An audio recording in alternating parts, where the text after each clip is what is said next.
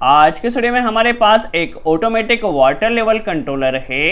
इस automatic water level controller के जरिए आप वाटर पंप मोटर को वाटर के लेवल के according automatically start and automatically stop कर सकते हैं। देखिए नॉर्मली हमारे घरों में होता क्या है, जब भी हमें वाटर पंप मोटर से वाटर टैंक में पानी भरना होता है तो वहां पर मोटर को हमें मैनुअली इस स्विच के जरिए स्टार्ट करना होता है, और जब हमारा टैंक पूरी तरह से भर जाता है तो वहां पर इस स्विच के जरिए हमें मोटर को मैनुअली स्टॉप करना होता है। बाय द वे, यदि हमारा टैंक भर चुका है और हमने वहां पर नहीं देखा, उस कंडीशन में टैंक से वाटर का ओवरफ्लो होते रहता है जिससे वाटर का वेस्टेज होता है, और चूंकि मोटर हमारी एक्स्ट्रा चलती रहती है तो उस कंडीशन में इलेक्ट्रिसिटी का भी वेस्टेज होता है।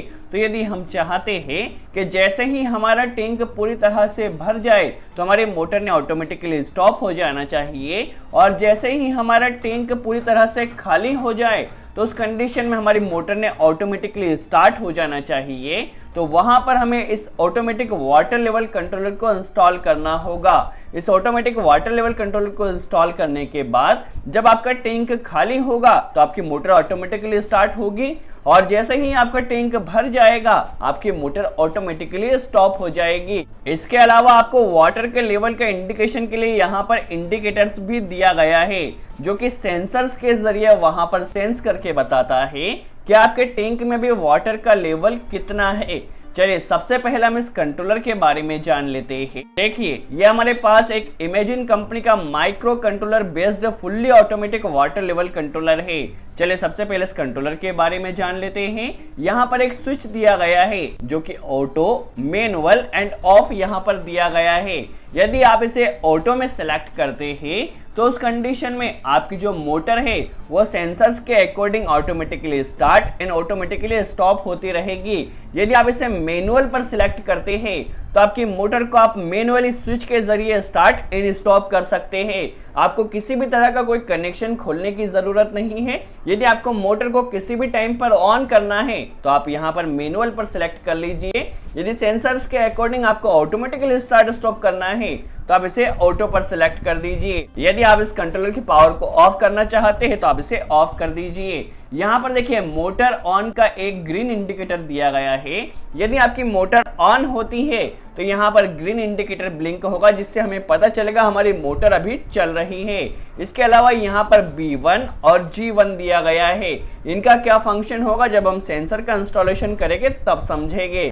सबसे पहले इसके कनेक्शंस की बात की जाए तो कनेक्शन इसका काफी सिंपल है। यहाँ पर आपको इनपुट पावर सप्लाई फेज और न्यूट्रल कनेक्ट कर देना है। यहाँ से आपके वाटर पंप मोटर में सप्लाई जाएगी आउटपुट फेज एंड न्यूट्रल। इसके अलावा 3 सेंसर्स आपको यहाँ पर इंस्टॉल करना है, R1, G1 एंड B1। अब R1, G1 एंड B1 का क्या मतलब होता है समझ लेते हैं। देखिए हमारे पास जो R1 सेंसर है इसे हमें टैंक के बेस में या बॉटम में इंस्टॉल करना है। देखिए R1 को हमें बेस में इंस्टॉल कर देना है, ये एक तरह का बेस सेंसर होता है। अब हम G1 सेंसर का फंक्शन समझ लेते हैं, जो कि G1 सेंसर का कनेक्शन यहाँ से होगा। तो जो G1 सेंसर है उसे आपको टैंक के करीब 20 to 25% लेवल पर इंस्टॉल करना है।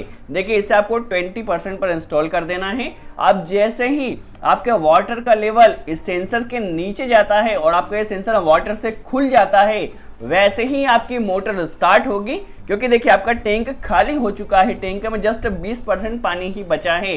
तो जैसे ही ये सेंसर पानी से खाली होता है आपकी मोटर ऑटोमेटिकली स्टार्ट होती है। अब देखिए आपका टैंक यहाँ से फील होने लगा, टैंक भराने लगा। अब मोटर कब तक चलेगी, तो जैसे ही आपका B1 सेंसर, यहाँ पर आप देख सकते हैं B1 सेंसर पे वाटर टच होता है, तो B1 सेंसर पे वाटर के टच होते ही क्योंकि आपका टैंक भर चुका है तो आपकी मोटर ऑटोमेटिकली स्टॉप हो जाएगी। अब देखिए आपने सपोज यहाँ से पानी का यूज किया और अगेन आपका टैंक खाली होने लगा। जैसे ही G1 सेंसर पानी से खुलेगा आपकी मोटर स्टार्ट हो जाएगी। जैसे ही जब आपकी मोटर स्टार्ट होगी तो टैंक में वाटर का लेवल बढ़ेगा। जैसे ही B1 सेंसर पर वाटर टच करता है आपकी मोटर ऑटोमेटिकली स्टॉप हो जाएगी और यह प्रोसेस कंटिन्यू चलती रहेगी। यहाँ पर देखिए आपको B1 और G1 इंडिकेटर दिया गया है। यदि आपका G1 सेंसर वाटर में रहता है तो यहाँ पर आपको G1 का इंडिकेशन मिलेगा। डेट में अभी टैंक में पानी का लेवल अच्छा है, अभी G1 सेंसर भी वाटर में है। और यदि B1 सेंसर पे टच होता है तो यहाँ पर आपको पता चलेगा आपका टैंक पूरी तरह से भर चुका है, तो यहाँ पर आपको इंडिकेशन भी मिलता रहेगा। चलिए अब कंप्लीट इंस्टॉलेशन किस तरह से किया जाएगा समझ लेते हैं। सबसे पहले कंट्रोलर में इनपुट पावर सप्लाई फेज और न्यूट्रल कनेक्ट कर देना है। तो यहाँ से देखिए न्यूट्रल वायर को लिया, इसे न्यूट्रल पर कनेक्ट कर दिया, फेज वायर को फेज कनेक्टर पर कनेक्ट कर दिया है। देखिए अभी हमारे कंट्रोलर में इनपुट पावर सप्लाई आ चुकी है। अब यहाँ से आउटपुट पावर सप्लाई हमारी मोटर में जाएगी, तो कनेक्शन इसका काफी सिंपल, आप खुद से ही कनेक्शन कर सकते हैं। देखिए न्यूट्रल कनेक्शन हमें ले जाना है और वाटर पंप मोटर में कनेक्ट कर देना है। इसी तरह से फेज वायर को भी वाटर पंप मोटर में कनेक्ट कर देना है। देखिए हमारा कनेक्शन हो चुका है। अब हमें सेंसर्स का कनेक्शन करना है। तो सबसे पहले R1 सेंसर को हमने बॉटम में इंस्टॉल किया है। तो R1 सेंसर से एक केबल हमें लेकर जाना है, कनेक्टर हमें लेकर जाना है और इसे R1 सेंसर से कनेक्ट कर देना है। अब सेकंड हमें G1 सेंसर जो कि हमने 20% पर इंस्टॉल किया है बॉटम से, तो यहाँ से देखिए एक कनेक्टर हमें लेना है और इसे G1 सेंसर में कनेक्ट कर देना है। इसी तरह से B1 सेंसर जो कि हमारा टॉप पर इंस्टॉल किया है ओवरफ्लो से वाटर को बचाने के लिए, तो B1 सेंसर पर एक कनेक्टर लेना है और इसे B1 सेंसर पर कनेक्ट कर देना है। तो इस तरह आप fully automatic water level control का कंप्लीट इंस्टॉलेशन कर सकते हैं। जैसे ही आपका टैंक खाली होगा आपकी मोटर ऑटोमेटिकली स्टार्ट होगी, जैसे ही टैंक भर जाता है आपकी मोटर ऑटोमेटिकली स्टॉप होगी।